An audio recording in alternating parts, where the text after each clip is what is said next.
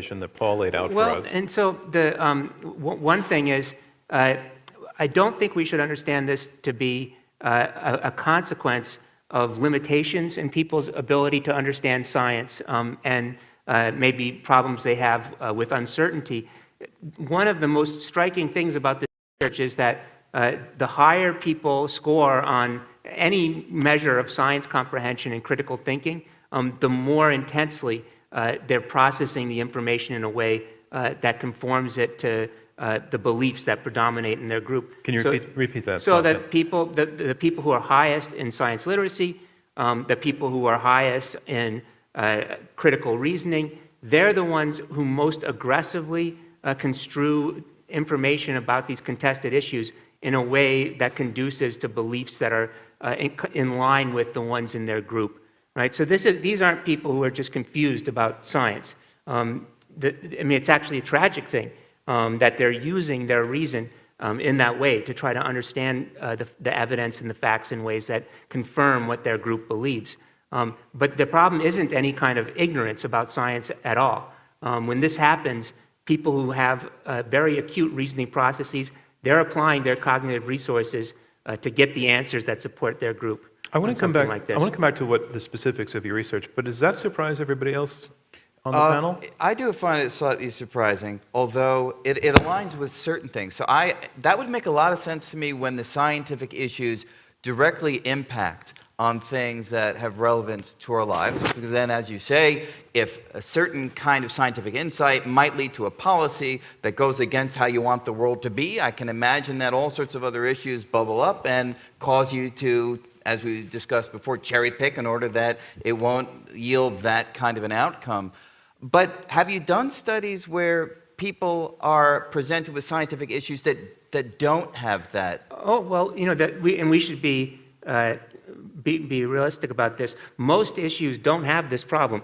There are many, many more science insights about risk that don't involve this perverse effect of people with different values forming different views at all, much less people who have different values and the most developed capacity for science comprehension polarizing all the more. These are issues that are pathological, both in the sense of being bad, but also being rare.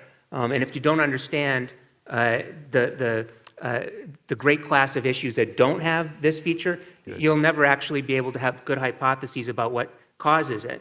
And maybe just one quick example on this. It affects science in a really consequential way, and we should be concerned about it.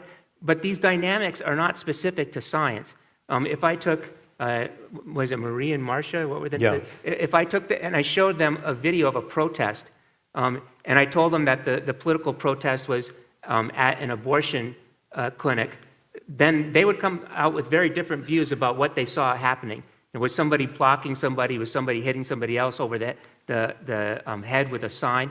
If I told them it was a military recruitment center protest, then they would flip around and see exactly the opposite. I don't know about them as individuals, but groups of people who have their values.